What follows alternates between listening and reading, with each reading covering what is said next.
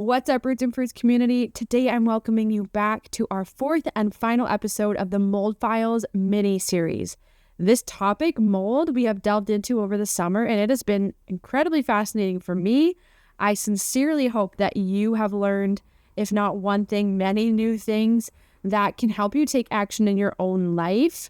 If you don't struggle with something related to mold, I think after listening to all these episodes, you'll probably start to connect the dots and see that someone in your life is struggling. So share this with them. Please don't forget to subscribe to the podcast. It helps us grow. And without further ado, today we are chatting with Mark Volmer. He is a doctor of acupuncture and the owner of Flourish Clinic, where he specializes in helping people treat chronic inflammatory response syndrome. And today he's going to talk about how CIRS is completely intertwined with mold and mold illness. And so without further ado, please welcome Mark. In the most extreme examples, like we meet people and they've put themselves on the MAID list in Canada, like the medical assistants in dying. And then at the end of treatment, then they're back living life, interacting with family, having careers again. It's amazing. My family recently lost our home, our health, and most of our belongings to mold. What started off as vague, mysterious symptoms and suspicions became a full-blown health and home crisis. It shook us. Living in a trailer for 4 months while pregnant and with a toddler has not been easy, but one thing that's come of it is a lot of research down the deep, dark rabbit hole of mold. I've partnered with Microbalance Health to bring you a 4-part mold mini-series to educate, inspire, and hopefully empower you to take good steps in your life against mycotoxins and their toxic, detrimental effects on human health. This is our story. These are the experts we trust. This is the Roots and Fruits podcast, The Mold Files. Okay, so we'll jump right into it then. Can you tell our listeners a little bit about yourself and how you got into the world of chronic inflammatory response syndrome and mold? I feel like it's not something that, again, people wake up and they're like, I'm going to specialize in mold. So what's your journey in this? I would say it found me more so than me finding it. But it all began when I was in acupuncture school. I just had an interest in treating these kind of nebulous conditions like fibromyalgia and chronic fatigue. And very quickly learned that what we were taught in school was woefully inadequate to help this patient population. So then just started training, just taking different acupuncture trainings to begin with to see, hey, can this help with people's fatigue or their fibromyalgia pains? And I would say, yes, symptomatically, it lended some benefit, but not anything lasting. And then from there, I found functional medicine and was like, ooh, this might be it. So started working through functional medicine, doing HPA axis testing, like looking at adrenal fatigue and all that sort of nutritional stuff. And again, just found like this isn't working either. And then I think just by random chance, I came across the Surviving Mold website and learned about CIRS and thought myself to be a reasonably clever fellow. So I was like, oh, I can figure this out. And very quickly learned that no, like I could not figure this out on my own. It was a bear of a condition that was well beyond what I thought it was. Mm-hmm. And around that same time, 2 family members got quite sick. One got diagnosed with an early onset Alzheimer's, and the other got diagnosed with Parkinson's. And CIRS testing had just started to get more available here in Canada. And I was like, hey, would you guys be interested in running this? I think you might have it. And so we ran blood testing, and I had my first 2 CIRS patients right after that.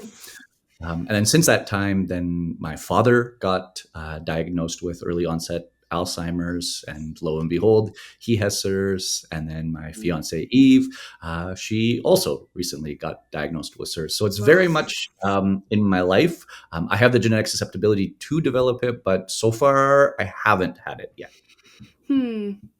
Wow. Yeah. So it's like all the people around you, you can't ignore that. It's like a sign. No, yeah. Yeah. And Absolutely. so I love you to talk about CIRS. I'm not super familiar with it. Like I understand the gist of it, but I know some people might not have even heard of it at all. Can you talk about what it is, how you even test for it, and how it's related to mold as well? You betcha. So CIRS stands for Chronic Inflammatory Response Syndrome. And in a nutshell, what it is, it's a biotoxin mediated illness that triggers your innate immune system, which we'll get into probably in a little bit later, to basically get stuck in the on position. And the resulting effect is going to be generally a great deal of fatigue and weird chronic pains. What else would I say to it? We can get into the testing, but it is biotoxin mediated illness, meaning that something like mold is generally like the trigger or the maintainer of the illness. And I would say that Mm-hmm. mold is probably the celebrity biotoxin, but it doesn't make up the majority of CIRS cases, actually. And so for Hmm. those people that should be considering CIRS will generally be the fibromyalgia crowd, the chronic fatigue crowd, mast cell Mm-hmm. activation syndrome, or multiple chemical sensitivities. Generally, weird, kind of nebulous chronic conditions are going to be the CIRS crowd. And what I really love about CIRS is we can offer a great deal of hope for people with those conditions that had just been told to take an antidepressant and maybe work on their stress levels. Mm-hmm. So that we actually have proper biomarkers. We can run blood tests. We can see, like, do you have the illness? And then we can track the illness through over time to see, is it improving? Do you no longer have this illness as we reach the end of treatment? So it just offers so much more clarity for treatment and hope for healing for this crowd of people that I think historically has been overlooked by the medical system. Mm-hmm. Are people coming to you aware of CIRS, or how do people find you? Because like obviously you test for it in your work, but are like, I guess, how do people find you if they're what's your majority of clients on the first time, or patients, I guess? Yeah, I would say most people have a cursory understanding of CIRS when we meet them. As of like ChatGPT's inception, it's actually been educating a ton of people on CIRS, where they'll enter their long list of symptoms and previous Mm-hmm. kind of catch-all diagnoses. And Chat's been actually quite helpful in suggesting that people have CIRS, and then they go down the rabbit hole of learning all about it and then finding us that way. And then other Mm-hmm. people would be like the chronic fatigue and the fibromyalgia crowd. Those would be the people Mm-hmm. who don't necessarily know what CIRS is, but they have had a prior diagnosis of chronic fatigue syndrome, Mm-hmm. fibromyalgia, irritable bowel syndrome, mast Mm-hmm. cells, those sorts of things. And they're looking for solutions. And then generally they come across like, oh, what's this CIRS business? Yes. Yeah. Okay. Yeah. Yeah. So can you kind of outline, what does the process look like when someone comes to you, whether or not they know they have CIRS or not? Where do you go from there? Yeah. Because testing, unfortunately, right now has to be outsourced to private labs in the Mm-hmm. States, it's cost prohibitive. So we want to do a very Mm-hmm. thorough screening with everybody before we recommend any sort of blood tests. Mm-hmm. So we would go through what's called a VCS test, or a visual contrast sensitivity test. And this is checking the brain's ability to discern different levels of contrast. And so if we see a failed VCS test, which can just be done online, you can go to survivingmold.com. I think it's about $15, since anyone can take said test.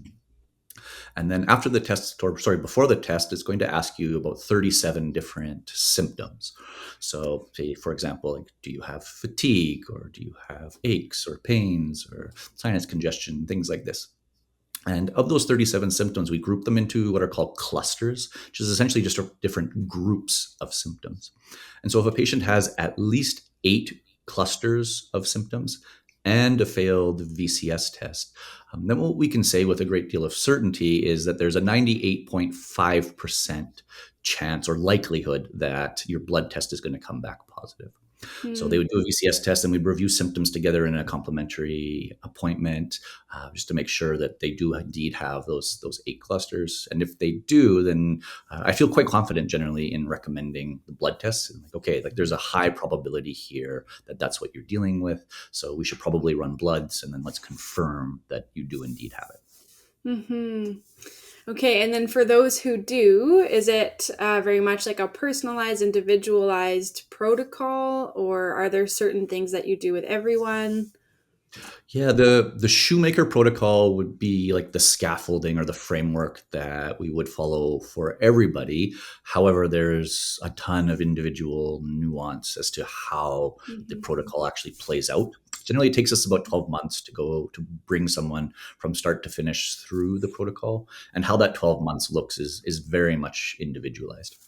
And some Mm-hmm. patients are just so sensitized and trying to introduce any new supplement or information into the nervous system is just generally challenging, for lack of a better word. So there's Mm-hmm. a lot of initial work done on calming the nervous system and just allowing a little bit a sense of safety so that we can introduce some binders or whatnot.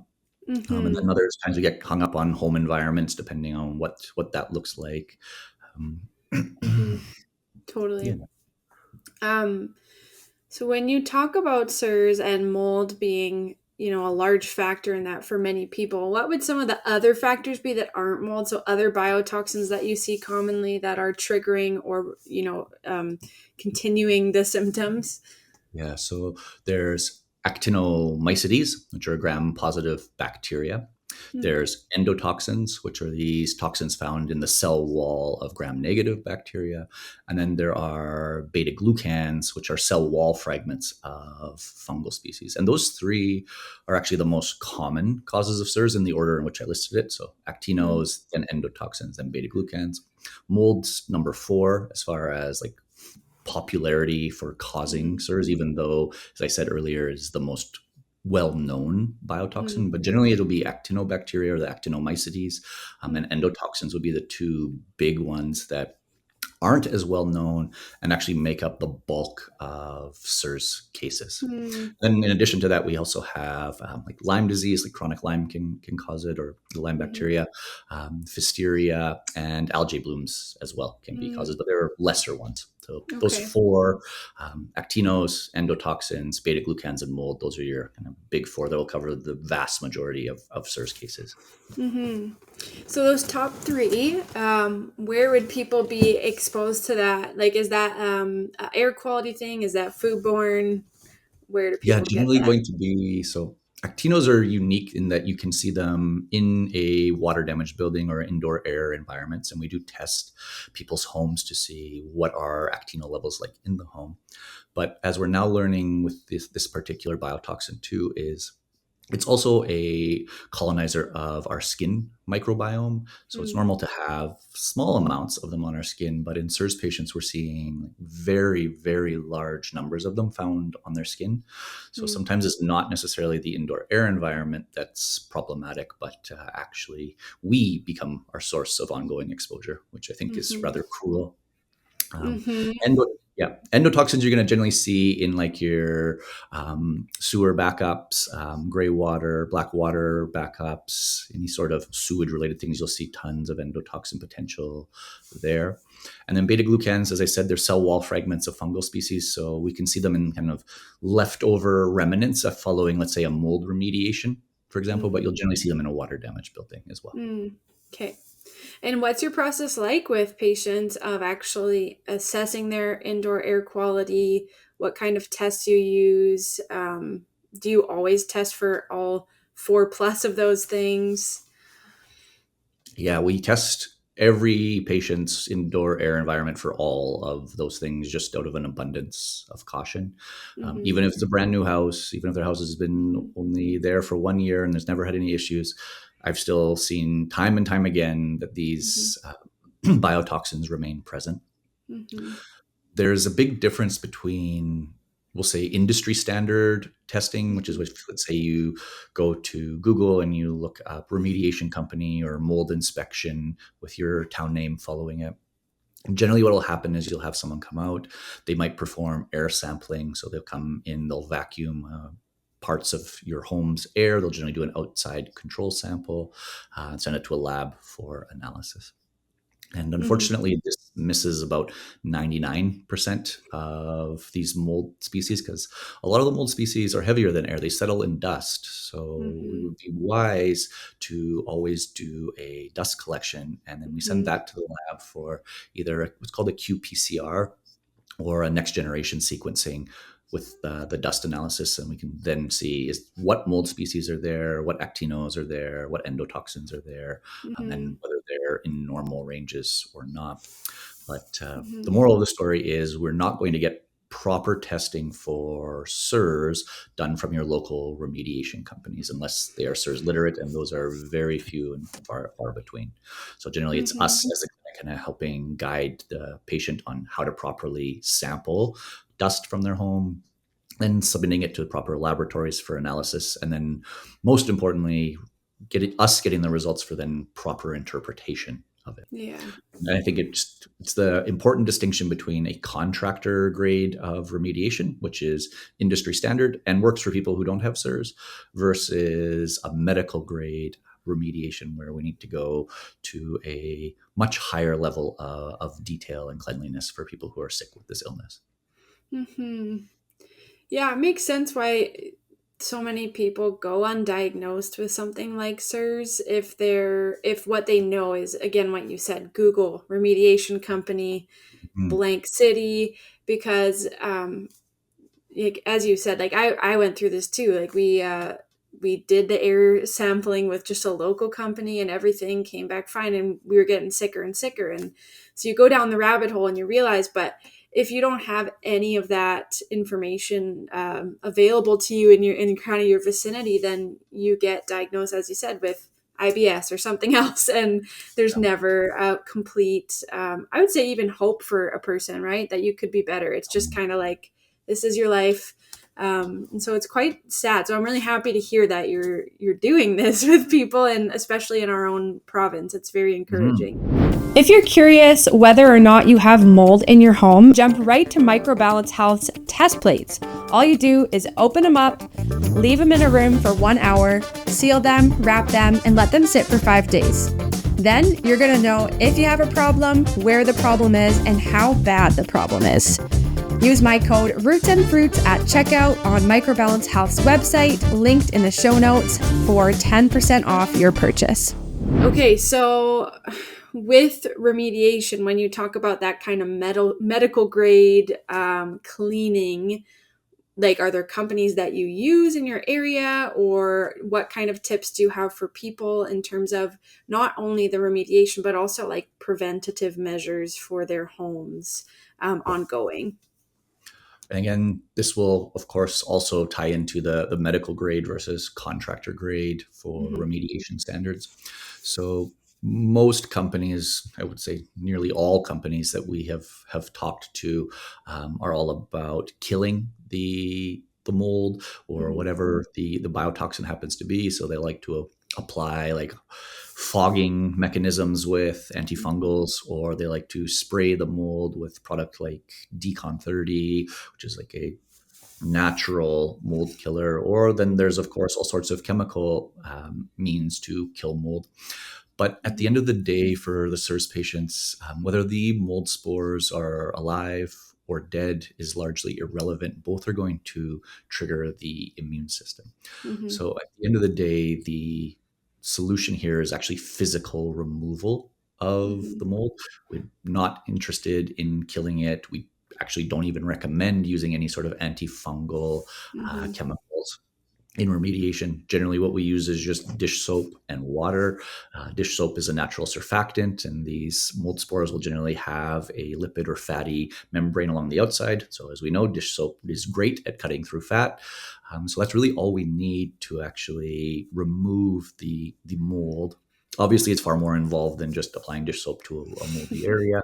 But at the end of the day, the point I'm trying to make here is that physical removal is the most important part Mm-hmm. of remediation.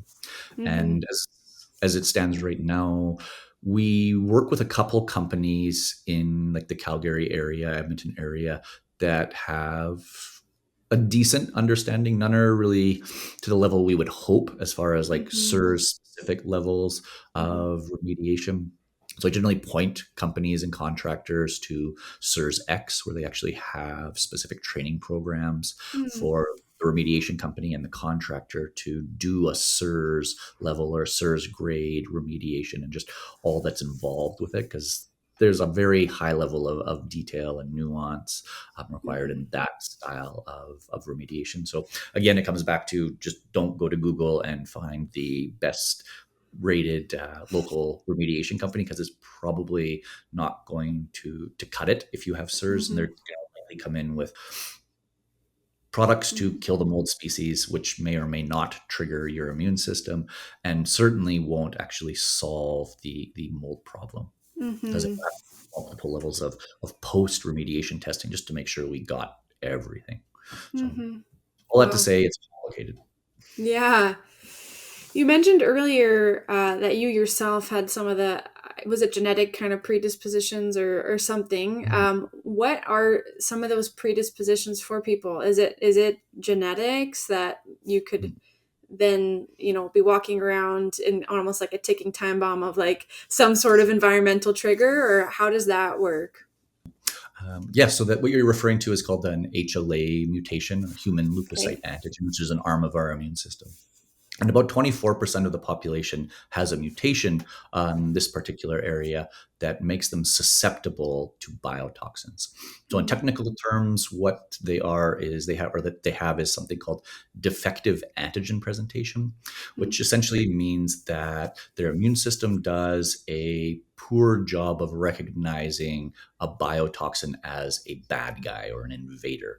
And when it's not recognized, then there's the potential for this biotoxin to accumulate in the system because the body doesn't recognize it as an invader or a bad guy and then expel it.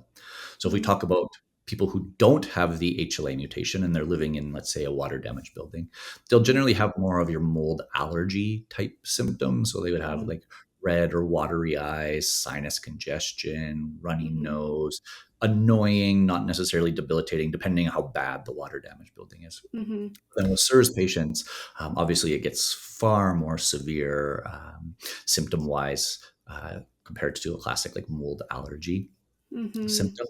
But then to develop CIRS, we generally need three very key, we'll say, ingredients to develop it. So you need that HLA mutation. We don't need it. The vast majority of patients will have it. But that's ingredient number one. Ingredient number two is the biotoxin exposure. So past or present, there needs to be a history of some form of biotoxin exposure. So living in a water damaged building. And the third thing is some form of priming or triggering event. So something stressful happens that then kicks the innate immune system into overdrive, and then that's where it stays. So since Yeah. 2020, we saw COVID to be a very common like priming or triggering event. But as I said, anything quite stressful. So in ladies, like pregnancy, childbirth is a really common one. But any really stressful event is what could be what kicks the innate immune system off, and then now we have CIRS. Wow. Talk about your treatment. So you mentioned the Shoemaker protocol. What does that entail? Is that what you do with everyone? What are the actual steps and products and things that you're using with people? Yeah. So yes, the Shoemaker protocol is the framework which we use for every single patient, and then adapt said protocol based on the patient's symptom presentation, how they're responding to treatment or not responding to treatment. So the first step of the protocol is the hardest and the most important, which is removal from exposure. So no one's going to get better no matter what we do if they're still living in a water damaged building. So removal from exposure starts with proper testing to make sure that we know whether an indoor air environment is indeed safe or not safe. Assuming it is, then we would treat with binders. So the ones that have been studied in the peer review are going to be your cholestyramine and Welchol. So these are what are called bile acid sequestrants. So basically they bind up bile acids. And that's where these biotoxins like mold generally are going to be hanging out, like in your gallbladder. They get released into your digestive tract when you eat. And so we apply a bile acid sequestrant that then binds the biotoxin, and that stops it from being reabsorbed back through your liver and into your gallbladder through enterohepatic circulation. After we start treating with binders, then we're going to start monitoring that VCS test that we mentioned earlier. Generally, people will fail a VCS test when they're dealing with exposure and or when they haven't treated with binders. But as we start applying the proper form of binders, we will see people's VCS scores improve. And once they start passing the VCS test, then we know, okay, we have the exposure piece controlled. So in the whole Shoemaker protocol, only the first 2 steps are aimed at dealing with the whole like mold or the exposure piece. And the remaining 9-10 steps are all about correcting the imbalances found in the immune system or the system as a whole caused by that biotoxin exposure. So the bulk of the Shoemaker protocol is actually about recalibrating like your hormones, the innate immune system, inflammatory markers, and less about just binding molds. As I said, getting rid of molds via environmental exposure and binders is really just the first 2 steps of treatment. And at that point, people, I would say they are slightly improved. I would say generally they're more stable in their symptoms, that there's less volatility to the symptoms. Things become a little bit more stable, not necessarily better, but more predictable. And then the remaining steps, as I said, is all about getting them feeling better, where they start to see those significant improvements. And we can go through each step of it. I'm just kind of giving cursory overview of that's the Shoemaker protocol is. Yeah, it must be so rewarding. Like people come in and they're essentially in this kind of debilitated state, and you're walking with people through until the other side. And I could imagine that's very rewarding to see people kind of reclaim their sense of vitality. Yeah, it is the most rewarding for sure. I can't think of any career that would have higher job satisfaction. In the most extreme examples, like we meet people and they've put themselves on the MAID list in Canada, like the medical assistants in dying. And then at the end of treatment, then they're back living life, interacting with family, having careers again. It's amazing. It is hard to not tear up when like I'm working towards the end of a protocol with a patient and they're just telling me like all of their goals and hopes and ambitions and the things that they're going to do with their life. That just seemed like so far away. Like that wasn't in their reality at all. So yes, it is incredibly rewarding. Yeah. Wow. Yeah. In terms of the kind of detailed steps, I would love to talk a little bit about that. You mentioned hormones. I know that's only one of the many things that might need to be corrected with that immune system overactivation or imbalance, or however you describe it. Can you talk about how, like, what that physiological process is of mold or other said biotoxin triggering all of these things that then lead people with hormone imbalance to some degree? Because I know it's a big topic out there for people, especially women. So I would love you to speak into that a little bit and what you do again in your Shoemaker protocol around the hormones. So the big player hormone-wise in CIRS is one you may not have heard of. It's called melanolite stimulating hormone, or MSH. And you could think of this kind of somewhat as a mother hormone insofar as it gives birth or influences many downstream hormonal effects. In CIRS, we typically have very low levels of MSH, and the downstream hormonal effects that can be accompanied that are going to generally be low androgen levels. So for ones that we're more familiar with hormone-wise, we generally see that on labs are looking like very low levels of DHEA and or very low levels of testosterone. And if we have low levels of either of those androgen hormones, generally you'll see some sort of anomalies in all your other sex hormones, whether it be like estrogens or progesterones. Whatnot. In the Shoemaker protocol, we specifically look to correct androgens. So by correcting DHEA and testosterone, we generally will restore proper hormonal balance. Like a lot of female patients are going to come in also having a diagnosis of, let's say, like PMDD or PCOS or some sort of hormonal anomalies, like low or high estrogens, low or high progesterone, just some weird, let's say, anomalous readings from their family doctor that they're just not really sure what this means. And those do generally correct through treatment. So it's the MSH, as I was saying, that is what influences these more of the sex hormones. And at the end of the day, the main goal of CIRS treatment is correcting of MSH. That's the name of the game. And how do you do that? That there's not one specific step of the Shoemaker protocol that increases MSH. It's the totality of Okay. the Shoemaker protocol that corrects it. So MSH or correcting or increasing MSH isn't a step unto itself Mm-hmm. of the Shoemaker protocol. As I said, it's the totality of the Mm-hmm. protocol that actually restores proper MSH levels. Mm-hmm. And a very important part of that, in particular, is MARCoNS. So the multiple antibiotic resistant coagulase negative staphylococci bacteria, and they take up residence deep inside our sinuses here. They're able to take up residence because we have low MSH levels from CIRS. And then, should we get a colonization of MARCoNS bacteria, they will further lower MSH levels. So they don't actually cause much in the way of, or any in the way of like sinus symptoms, but they just further worsen all of the other CIRS specific symptoms. Mm-hmm. So in the context of Wow. raising MSH levels, we have to treat that bacteria in the nose because they are definitely going to keep it suppressed. Okay, so that's wild. How does that happen? Like, is it just a particular strain of bacteria that is more susceptible to colonization in sinuses? Or, like, how many people are walking around with that and not realizing it? If you don't have CIRS, it's highly unlikely that you're walking around with it because Okay. you'll have adequate levels of MSH, so you won't be susceptible to this staph bacteria colonizing your nose. Okay. However, if you do have CIRS, it's highly probable that you have MARCoNS.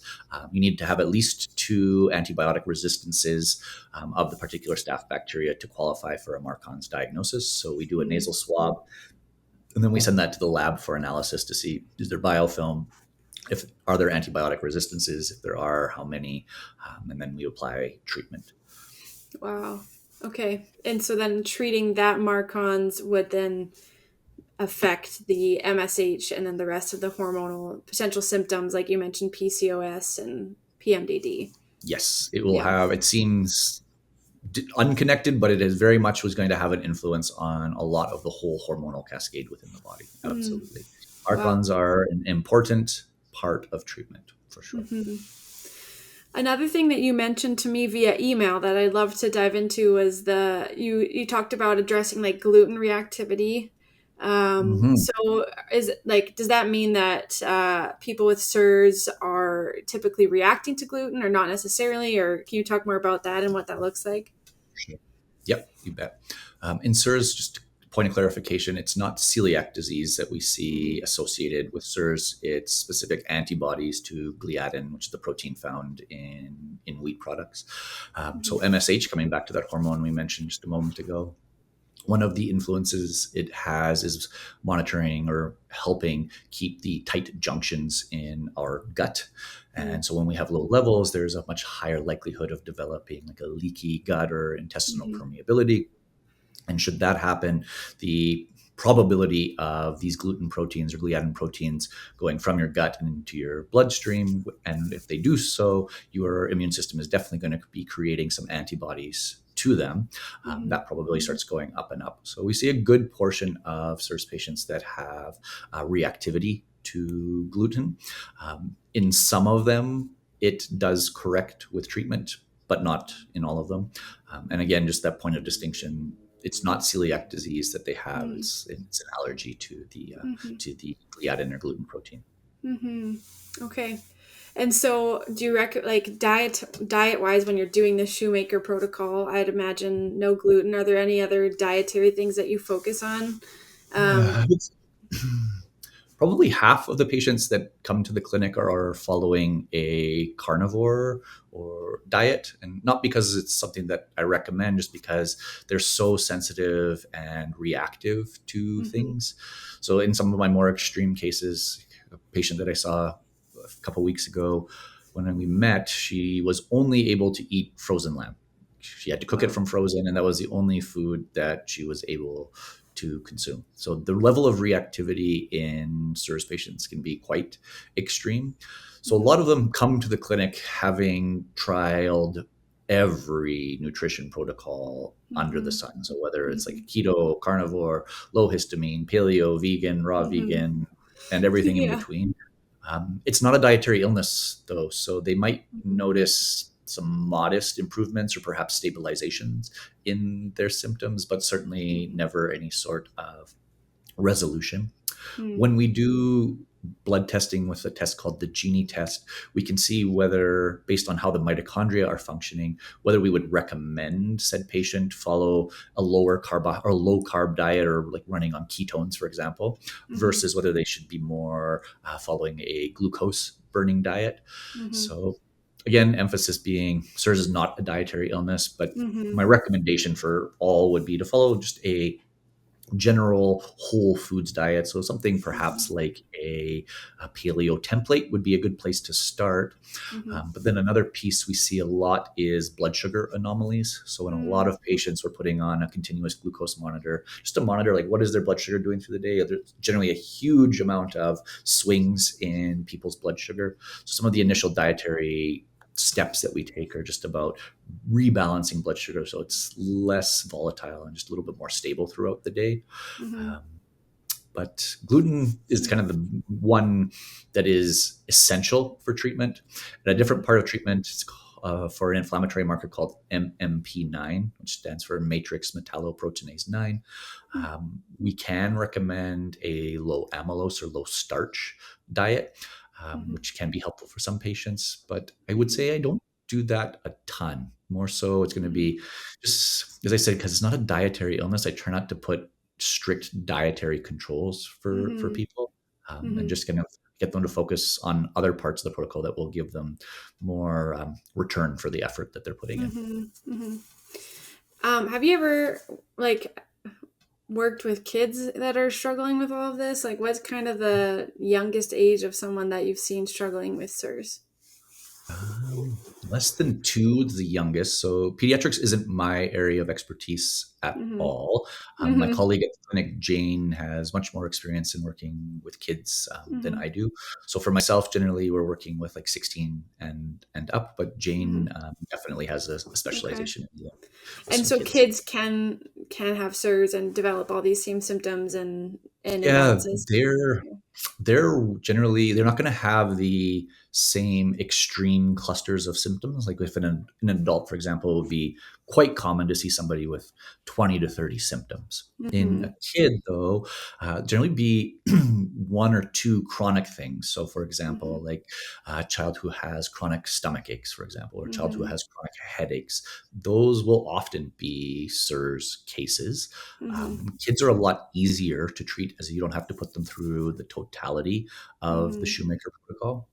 And kids, if you generally get them out of exposure and then treat with binders, you're going to see pretty radical improvements in their health just through doing those first 2 steps. Yeah, that makes sense. There's less history in their bodies, and they're quite resilient. Yeah, awesome. Exactly. This has been so informative and helpful. Is there anything that you would want to leave with listeners who, as they've listened to this podcast episode, their wheels are turning and they're like, wait, this kind of sounds like me, or I've been diagnosed with fibromyalgia or chronic fatigue? Where would you point them to? Obviously, if they're close by, they can work with you. Otherwise, what would you suggest for them to do? Yeah, we work globally with patients, so we're set up to do everything virtually. Amazing. A lot of people these days start the investigation or the journey with a urinary mycotoxin testing. And that's helpful for just identifying exposure. It doesn't say where the exposure is coming from, but a very important point of distinction is that is not the same thing as CIRS. So CIRS, as I said, is that immune system dysregulation that's triggered by biotoxins. And the urinary mycotoxin tests won't indicate whether you do or don't have CIRS. They just indicate whether there's been an exposure to mycotoxins. So whether that's from one's food or from a water-damaged indoor air environment, we don't know. So it would be then worth taking the next steps if you did have a positive urinary mycotoxin testing to do a visual contrast test and check with all of those symptoms, those 37 symptoms, to see, like, do you have at least 8 of the clusters? And if you do, then taking that next step of testing blood to see, is there that innate immune system activation and do you have CIRS? Okay. And how can people work with you and find you if you want to drop your website or booking or Yep.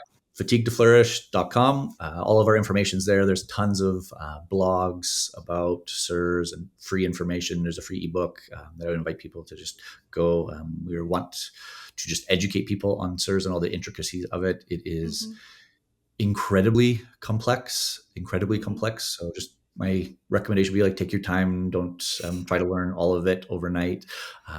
It's a bear of an illness, as I said earlier. It's very complicated. There's a lot of nuance, but you should have a lot of hope. It's very treatable, and you can reclaim your health through proper treatment for sure. Amazing. Thank you so much for your time today, Mark. I learned a lot, and I'm grateful to connect with you. Yeah, likewise. Look forward to doing it again. I just want to say a huge thank you from the bottom of my heart to Microbalance Health Products. They are an incredible company that if you've listened to this series, you now know all about them.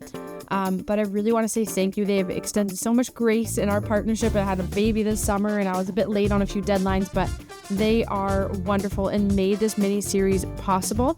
And I just want to remind you that all of their products are available on their website. Use my code and link in the show notes and save, and watch how they can transform your own health and home on your journey to less mold, or ideally no mold. Well guys, that is it for the mold mini series. Thank you so much for being here over the summer. It's now fall and the weather is glorious. I absolutely love fall. It is my favorite, watching the trees change, feeling the crisp air, the sound of crunchy leaves under our feet. And so I hope that you enjoy that. And we're taking a break from the podcast for the rest of the year. If you don't already know, I had a baby this summer and I'm on maternity leave, as maternity leave-ish as you can be as an entrepreneur. And so I'm really just taking this time to focus in on family and just simplify a little bit. So check back in the new year for more. It's a great time to catch up on the podcast if you have missed episodes over the past year. So feel free to binge listen, comment, subscribe, and share. That is literally the only way we can grow. So thanks for being here, guys, and wishing you all the best.